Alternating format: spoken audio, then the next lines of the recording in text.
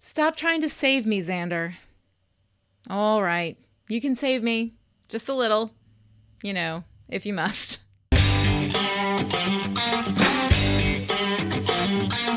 Hi, and welcome to Still Pretty. I'm story expert Lonnie Diane Rich of Chipperish Media, and we are here today to talk about Selfless, the 5th episode of Season 7.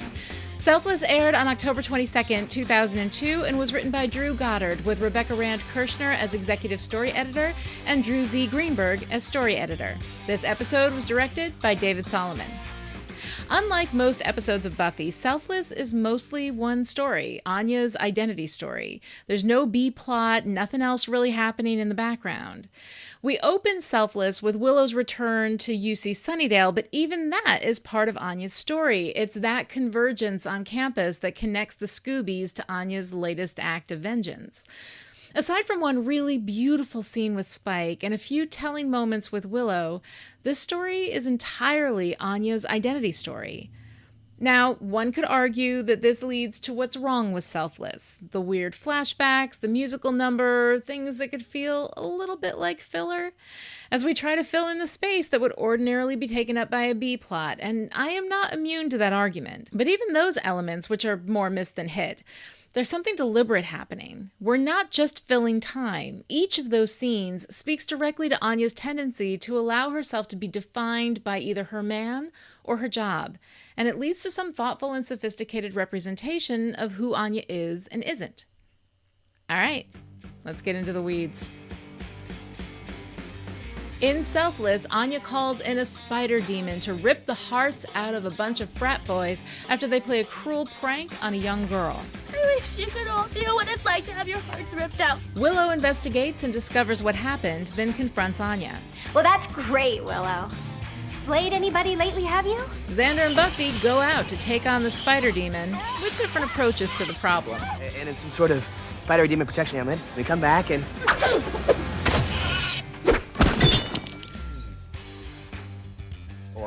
When Buffy decides she has to kill Anya, Xander tries to talk her out of it. When our friends go all crazy and start killing people, we help them. Sitting right here. We get a series of strange flashbacks, all pointing to Anya's struggle to find her own sense of identity. Vengeance is what I am. Buffy and Anya fight in the frat house while Willow calls DeHoffrin to the scene to fix things. Miss Rosenberg, how lovely to see you again. Have you done something with your hair? Anya asks DeHoffrin to reverse her vengeance, knowing it will cost the life and soul of a vengeance demon to undo the damage. She agrees, and DeHoffrin takes Hallie and fires Anya, leaving her human once again. Haven't I taught you anything, Anya? Never go for the kill when you can go for the pain.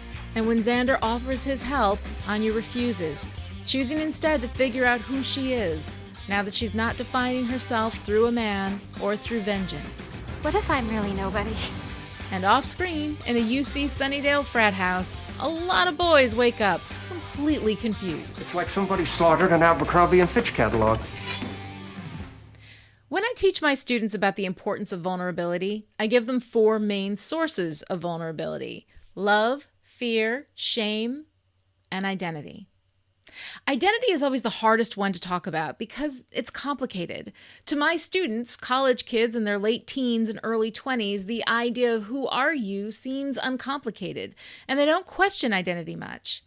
But anyone who has ever defined themselves through something external, a job, a religion, a major, a significant other, and had that thing fall away from them, can understand what loss of identity feels like. It's disorienting, and it's terrifying.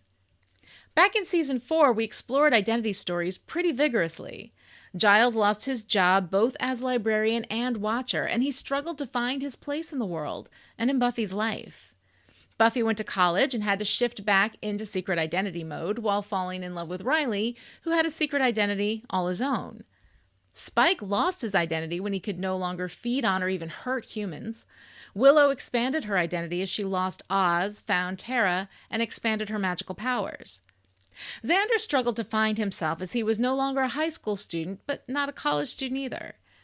During Season 4, Anya was probably the only character who didn't go through an identity shift. She clung to Xander, and he became her identity.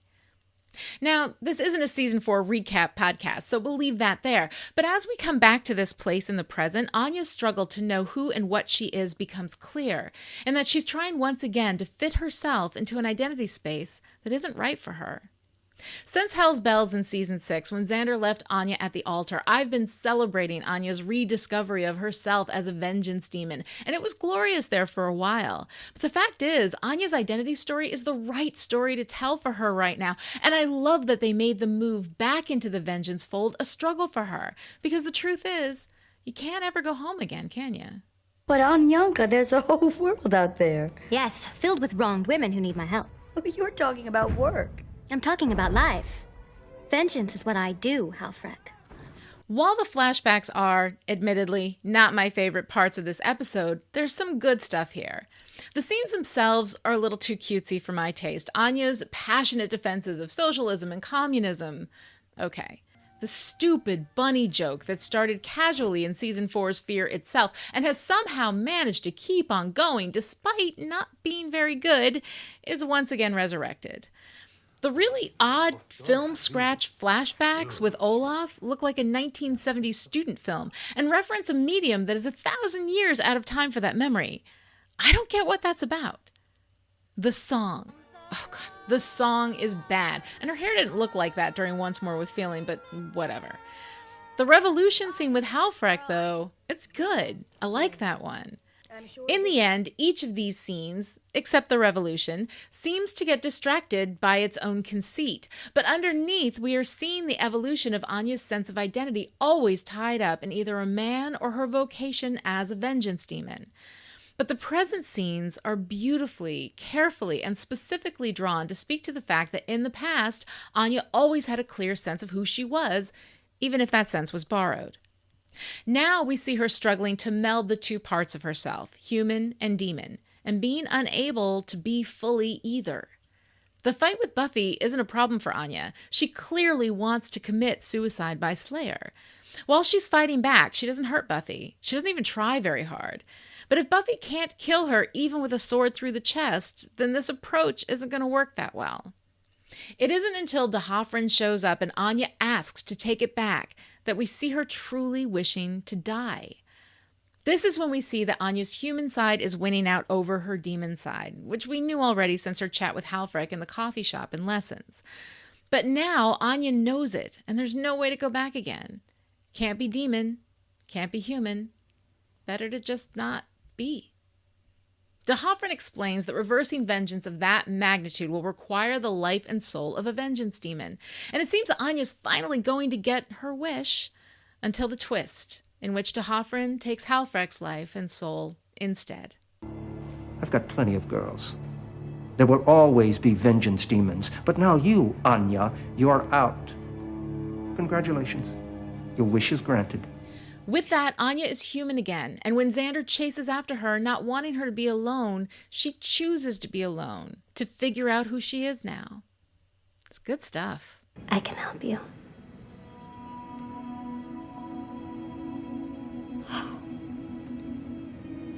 I can never ask. Not after. It's different. You're different.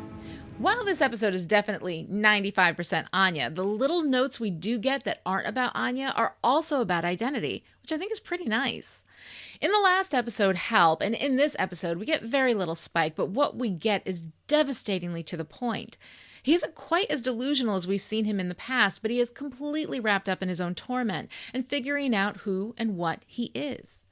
Spike's identity story has been a long one, starting in Season 4 when he couldn't be a full vampire anymore, and moving into Seasons 5 and 6 with the push-pull between monster and man, which was stated beautifully at the end of Season 5 in The Gift. I know you never loved me. I know that I'm a monster. But you treat me like a man. And that's... Get your stuff, I'll be here. Getting his soul was his solution to this essential split in identity. And we have the irony of the monkey's paw in that the very thing he wished for only heightened the divide between what he wanted to be and what he could never be. Spike always lives between the two dimensions of monster and man, although prior to getting his soul, the monster was always his true self. The man part of him existed only for Buffy, and then it was only play acting. He wasn't a monster because he had a leash jammed on him, but for the brief moment last year when he was able to hit Buffy without the chip going off, and he thought something in him had changed rather than something in her, the first thing he did was try to feed again. Granted, he struggled with it a bit. The man in him did hold some power, just not nearly enough. Now the balance of power between man and monster is more evenly matched, and Spike is suffering more than ever between the two extremes, unable to be one or the other. And this is slightly off topic, but what the hell, it's my show, right? There are two other things that I absolutely love in this short but powerful scene with Spike. One is that we have the Buffy illusion wearing white, being kind, reaching out to Spike and comforting him. We may not know what this is yet, but the last time we saw that particular illusion, she was the oldest, baddest, evilest evil the world had ever seen. Then we have our real Buffy stomping into the basement, pissed off, wearing black, bluntly telling Spike to get his shit together. I like that we've dressed the seemingly good Buffy in white, the representative color of goodness, but she's not to be trusted. The seemingly bad Buffy, cranky, mean, blunt, is in black, the traditional color of darkness. But her intent is to help Spike by kicking him out of his self-pity party. My second side note, before we get back to the other subtle identity stories of the day, is Spike's throwaway line. Scream Montresor all you like, Pat. This isn't a big deal, but this is a deep-cut reference to the Edgar Allan Poe story, The Cask of Amontillado, in which a character named Montresor chains an enemy inside a catacomb and walls him in, not unlike Dennis's mother and Angel for those who remember Room with a View, while the victim cries out to Montresor, who ignores him. It's not that the reference is particularly apt, I just love how casually it's thrown out there. I haven't read the story, I had no idea what it meant, I had to look it up on Wikipedia, but when I looked it up, it was a joyous little intellectual Easter egg. We're seeing this kind of thing more often in television now, where references are dropped for viewers to pick up or not. No harm to the people who don't get it, but so much fun for the people who know or who hunt down the reference. All right, let's get back on track with identity. There are two more identity stories going on in Selfless. Let's go to Willow's. Last time in Help, she expressed to Xander that she was afraid of her power, and at that time, I didn't really buy it. Dark Willow was consumed by grief and fury. Yes, she tapped into dark sources of power and did terrible things, but it wasn't really Willow. Not the way Spike is really a monster. And yet, when she uses her power to protect herself and the girl in the closet from the spider demon. For God's sake, shut your whimpering mouth. That moment when her eyes went dark and she snapped at that girl, I felt it. I believed it. And for the first time since she's come back, I understand that Willow isn't just worried that she might let the darkness back in. She's coping with the fact that it'll never go away. It will never not be a part of her. Another small detail that may not mean anything, but I choose to believe it does. When Willow goes to explore the fraternity house, her outfit is an updated callback to early seasons Willow. A simple shirt, modest skirt, and opaque leggings. Even the costume designer is integrating all the Willows together as Willow tries to integrate her new identities, and it's a nice visual reference.